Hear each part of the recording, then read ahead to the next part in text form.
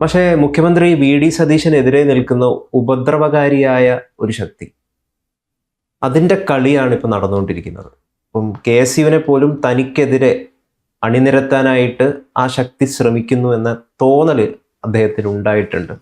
അതുകൊണ്ടാണ് വളരെ കുറച്ചും കൂടി വല്ലാത്ത രീതിയിലുള്ള പ്രതികരണമൊക്കെ സതീശന് സമ്മർദ്ദം മൂലം നടത്തേണ്ടി വരുന്നത്.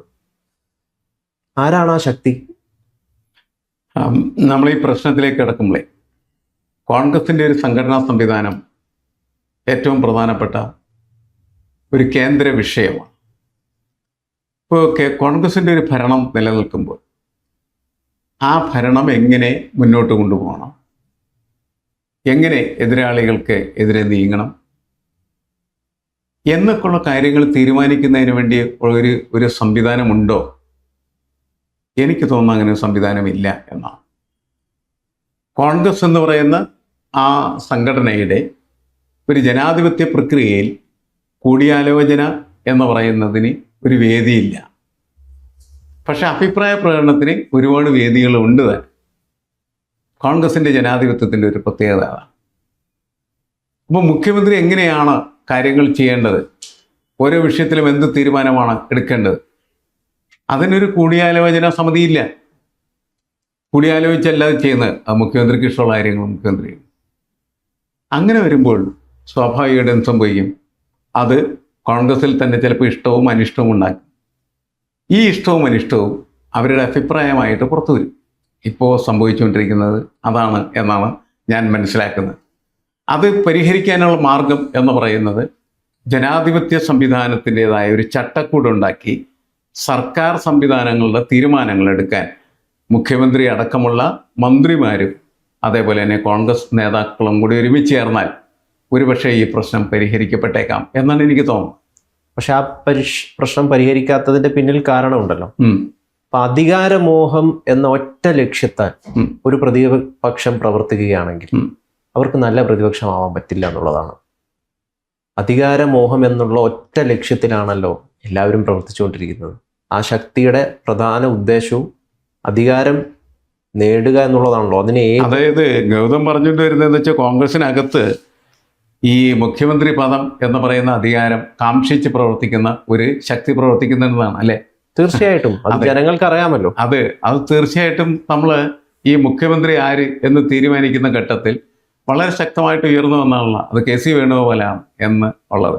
അപ്പോൾ കെ സി വേണുഗോപാൽ അങ്ങനെ നിന്ന് ഇതിൽ പ്രവർത്തിക്കുന്ന സമയത്ത് സ്വാഭാവികമായിട്ടും കെ സി തന്നെ ആയിരിക്കും എന്ത് ചെയ്യുന്നത്, ഇതിൻ്റെ കരുക്കളൊക്കെ നിൽക്കുന്നത് എന്ന് ഒരു ധാരണ പൊതുവെ ഉണ്ട്. കെ സി ഒരു മുഖ്യമന്ത്രിയായി കാണാൻ കേരളത്തിലെ ജനങ്ങൾ ആഗ്രഹിക്കുന്നു. അല്ല, കേരളത്തിൽ കെ സി ഒരു മുഖ്യമന്ത്രി ആകുന്നതിനെ കുറിച്ച് തെരഞ്ഞെടുപ്പ് കാലത്തോ തെരഞ്ഞെടുപ്പിന് ശേഷമോ ജനങ്ങൾ ചിന്തിച്ചിട്ടില്ല. കാരണം എന്താ, നമ്മളുടെ രീതി അനുസരിച്ചിട്ട് ഇവിടുത്തെ തെരഞ്ഞെടുപ്പിൽ ഒരാൾ മുഖ്യമന്ത്രിയാകുന്നത് ഇവിടെ തെരഞ്ഞെടുപ്പിൽ മത്സരിച്ച് എംഎൽഎ ആകുന്ന ഒരാളാണ്.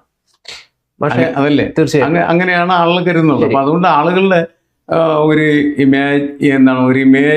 ഇമാജിനേഷനിൽ ഇങ്ങനെ ഒരു സംഭവം ഇല്ല. പിന്നെ വർത്തമാനങ്ങളൊക്കെ പറഞ്ഞ് അവിടെ തർക്കമുണ്ട്, ആ തർക്കത്തിൽ കൂടുതൽ എംഎൽഎമാർ അദ്ദേഹത്തിനൊപ്പമാണ് എന്നൊക്കെ പറയുന്ന വാർത്തകൾ വരുമ്പോൾ മാത്രമാണ് കെ സി വേണുഗോപാൽ എന്ത് ചെയ്യുന്നത് ഒരു മുഖ്യമന്ത്രിയുടെ ചർച്ചകളിൽ തന്നെ വരുന്നത്.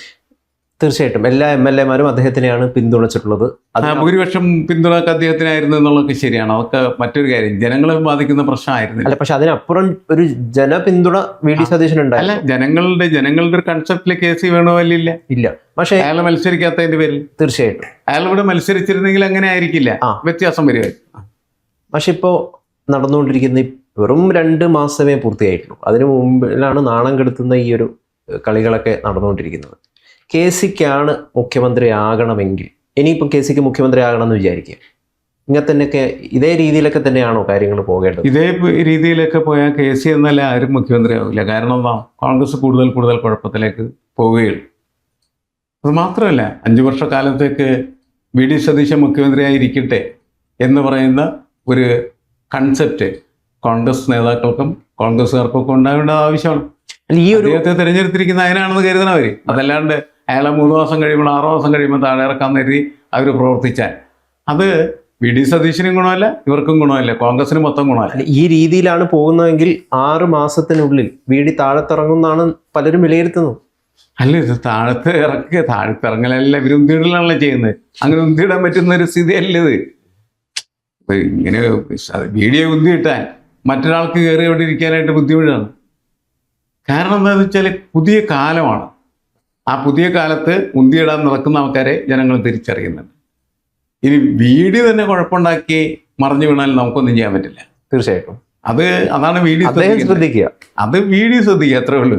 മറ്റൊരാൾ ഉന്തിയിട്ടാൽ ആളുകൾ ചോദിക്കും എന്തിനേ അയാളെ ഉന്തിയിട്ട്. അതായത് നേര് എന്ന് പറയുന്നത് എന്റെ പക്ഷത്താണുള്ളത്, അവരാണ് തെറ്റുകാരെന്ന് കാണിക്കാൻ വീഡിയോ ചെയ്യേണ്ട കാര്യം എന്ന് വെച്ചാൽ ജനാധിപത്യപരമായ രീതി കോൺഗ്രസിലെ ഉത്തരവാദിത്തപ്പെട്ട നേതാക്കളൊക്കെ ആയിട്ട് കാര്യങ്ങൾ ആലോചിച്ച് ചെയ്യുക. താൻ ഒറ്റയ്ക്കൊരു സ്വേച്ഛാധിപതിയായി പ്രവർത്തിക്കാമെന്നുള്ള ഫീൽ മറ്റുള്ളവർക്ക് ഉണ്ടാക്കാതിരിക്കാനായിട്ട് ശ്രമിക്കുക. കേരളം ഒരു ചിരിക്കുന്ന പിണറായി ആഗ്രഹിക്കുന്നില്ല. അതാണ് വീഡിയോ പഠിക്കേണ്ട ഏക പാഠം എന്ന് പറയുന്നത്. അപ്പോൾ കൂടുതൽ ആളുകളുമായിട്ട് ആലോചിച്ച് കൂടുതൽ ആളുകളെ ഇൻക്ലൂഡ് ചെയ്ത് തീരുമാനങ്ങളെടുത്ത് മുന്നോട്ട് പോയി കഴിഞ്ഞാൽ ഇപ്പോൾ നടക്കുന്ന കലഹങ്ങൾക്ക് ശമനം ഉണ്ടാകാനുള്ള സാധ്യത കൂടുതലാണ് എന്നാണ് എനിക്ക് തോന്നുന്നത്. ആ ശക്തി പക്ഷേ വെറുതെ ഇരിക്കില്ലല്ലോ. അത് ശരിയാണ്. അത് നമ്മൾ പഴയ കാലത്ത് ഈ നളചരിതം പഠിക്കുമ്പോൾ നമ്മൾ അറിയുന്ന കലിയെ പോലെയാണ്. ആ കലി ഇങ്ങനെ നടക്കും. അതിനവസരം കിട്ടുന്ന സമയത്ത് അതിൻ്റെ പ്രയോഗം ശക്തമായിട്ടുള്ള ഏരിയയിൽ നടത്താനായിട്ടുള്ള സാധ്യതയും നമുക്ക് തള്ളിക്കളയാൻ പാടില്ലാത്തതാണ്. അപ്പോൾ വി.ഡി. സതീശൻ ചെയ്യേണ്ടത് എന്താണ്?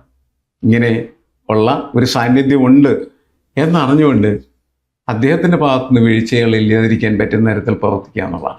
ഞാൻ എൻ്റെ ഒരു വ്യക്തിപരമായ അഭിപ്രായത്തിൽ പക്ഷേ ഇതിന് നമുക്ക് ഇപ്പോൾ ഇവർ നടന്നുകൊണ്ടിരിക്കുന്ന ഈ തർക്കത്തെയൊക്കെ ജനാധിപത്യത്തിൻ്റെ വലിയ സൗന്ദര്യമാണ് എന്നൊക്കെ പറഞ്ഞിട്ട് നമുക്ക് വ്യാഖ്യാനിക്കാം, അല്ലെങ്കിൽ അങ്ങനെ പറയാം. അതൊരു വേറൊരു രീതിയിൽ അങ്ങനെ കാണുകയും ചെയ്യാം. പക്ഷെ ജനാധിപത്യം അമിതമായി പോയി കഴിഞ്ഞ് കഴിഞ്ഞാൽ അത് ആ പാർട്ടിയെ തന്നെ. ജനാധിപത്യം എന്ന് പറഞ്ഞാൽ അമിതം ഒന്നുമില്ല. ജനാധിപത്യം ശരിയായിട്ടുള്ള രീതിയിൽ പ്രവർത്തിക്കുക എന്നുള്ളതാണ്. മനസ്സിലായേ? അല്ലാണ്ട് ഇത് ഈ എന്ത് കാണിക്കുന്നതും ജനാധിപത്യമായിട്ട് വർത്താനം പറയേണ്ട കാര്യം അതാണ്. മനസ്സിലായേ? അത് ജനാധിപത്യമല്ല. ഇത്തരം എന്താ നമുക്ക് അതിനെ പറയാവുന്നത്, നമ്മൾ സാധാരണ പറയാറുണ്ടല്ല, ഒരു മര്യാദയും ഇല്ലാത്ത രീതി, ഒരു ഡിസിപ്ലിനും ഇല്ലാത്ത രീതിയിൽ കുത്തഴിഞ്ഞ് പ്രവർത്തിക്കുന്ന ഒരു സംവിധാനമായിട്ട് മാറിയാൽ അതിനെ നമുക്ക് ജനാധിപത്യം എന്ന് വിശേഷിപ്പിക്കുന്നതിൽ അർത്ഥമില്ല. അല്ല, കോൺഗ്രസ് അത് തന്നെയല്ലേ? കോൺഗ്രസ് കുത്തഴിഞ്ഞാണ് എപ്പോഴും പ്രവർത്തിച്ചുകൊണ്ടിരിക്കുന്നത്. അത് തന്നെ അതിൻ്റെ കുഴപ്പവും. അത് പരിഹരിക്കേണ്ടത് ആവശ്യമാണ്. അത് പരിഹരിക്കണമെങ്കിൽ അതിന് പകരമായിട്ട് ഈ കോൺഗ്രസ് കാണിക്കുന്ന ഈ എല്ലാ തരത്തിലുള്ള വൈകൃതങ്ങൾ വളരെ മനോഹരവും സുന്ദരവും ആയിട്ടുള്ള ജനാധിപത്യ പ്രക്രിയയാണെന്ന് പറഞ്ഞത് ശരിയല്ല. മാഷെ അത് പരിഹരിക്കണം എന്നാണ് മാഷ് പറഞ്ഞത്. അത് പരിഹരിക്കണമെങ്കിൽ ഗ്രൂപ്പിനും സംഘടനയ്ക്കും അപ്പുറം ഒരു കമാൻഡിങ് പവർ, ഒരു ഏകാധിപത്യം, അല്പമെങ്കിലും ഒരു ഏകാധിപത്യ പ്രവണത ഡിസിപ്ലിനിലേക്ക് കൊണ്ടുവരാൻ അത്യാവശ്യമാണല്ലോ. അല്ല, ഡിസിപ്ലിൻ ആര് കൊണ്ടുവരും? അതാണുള്ള പ്രശ്നം. ഡിസിപ്ലിൻ ഓറിയന്റഡ് ആയിട്ടുള്ള സംഘടന പ്രവർത്തിക്കുന്ന സമയത്ത് അതിനാണ് ഇവർ ഈ ഹൈക്കമാൻഡ് എന്നൊക്കെ കമാൻഡ് കോമഡി അല്ലേ? അപ്പോൾ അതാണ് പ്രശ്നം. ഇത് കൃത്യമായി നല്ല സംവിധാനങ്ങളിലൂടെ പോയാൽ മാത്രമാണ് ഭംഗിയായിട്ട് കാര്യങ്ങൾ പ്രവർത്തിക്കുകയുള്ളൂ എന്നുള്ള കാര്യം മനസ്സിലാക്കുക. കാരണം നമ്മളിപ്പോൾ ഫുട്ബോൾ മാസ്മരികതയുടെ കാലത്താണ് നമ്മൾ ജീവിച്ചിട്ടുണ്ട്. ആ ഫുട്ബോളിൽ എങ്ങനെ ഒരു ടീം ജയിക്കുന്നത്? ആ ടീം ഒരു ഒറ്റക്കെട്ടായി നിന്ന് ഹൈലി സ്പിരിച്വലായിട്ട് അതിനെ കൊണ്ടുപോകാൻ കഴിയുന്ന സമയത്ത് മാത്രമാണ്. ഇല്ലെങ്കിൽ പൊളിഞ്ഞ് പളീസായി പോകും. ഇവർ പഠിക്കേണ്ടത്, ഇവർ ദിവസം ഈ ക്രിക്കറ്റ് എന്താണ് ഫുട്ബോൾ കളി കാണണമെന്നല്ലായിരിക്കും ഈ കോൺഗ്രസ് നേതാക്കൾ എല്ലാവരും കൂടി എങ്ങനെയാണ് അതിനകത്ത് വിജയം വരുന്നത്, എങ്ങനെയാണ് അതിൻ്റെ ഐക്യം, എങ്ങനെയാണ് ഓരോരുത്തരുടെ ഉത്തരവാദിത്വം നിറവേറ്റേണ്ടത് എന്ന് പഠിച്ച് പ്രവർത്തിച്ചാൽ വളരെ മെച്ചപ്പെട്ടതായിട്ടുള്ള ഒരു ഭരണ സംവിധാനം നമുക്കുണ്ടാവും. അതുണ്ടാക്കുന്നതിന് വേണ്ടിയുള്ള പരിശ്രമത്തിൽ അവർ ഏർപ്പെട്ടില്ല എങ്കിൽ 6 മാസം ആർക്കും എന്ത് പറയും, ആർക്കാണ് പ്രശ്നം? നമുക്ക് എന്തെങ്കിലും പ്രശ്നമുണ്ടോ? എന്തായാലും നിലവിലിപ്പം ഈ രീതിയിലാണ് മുമ്പോട്ട് പോകാനാണ് KSU മറ്റ് ഗ്രൂപ്പ് അംഗങ്ങളും യൂത്ത് കോൺഗ്രസ് എല്ലാവരും ശ്രമിക്കുന്നതെങ്കിൽ 6 മാസം കൊണ്ട് ജനം വളരെ കൃത്യമായിട്ട് പറയും ഇതിലും ഭേദം പിണറായി ആയിരുന്നു. അതെ, അങ്ങനെ അല്ലെങ്കിൽ CPM ആയിരുന്നു. അത് അങ്ങനെ പറയിപ്പിക്കാതിരിക്കലാണ് ഓരോ കോൺഗ്രസ്സുകാരൻ്റെ ഉത്തരവാദിത്വം എന്ന് കോൺഗ്രസ്സുകാർ മനസ്സിലാക്കുന്നതല്ല.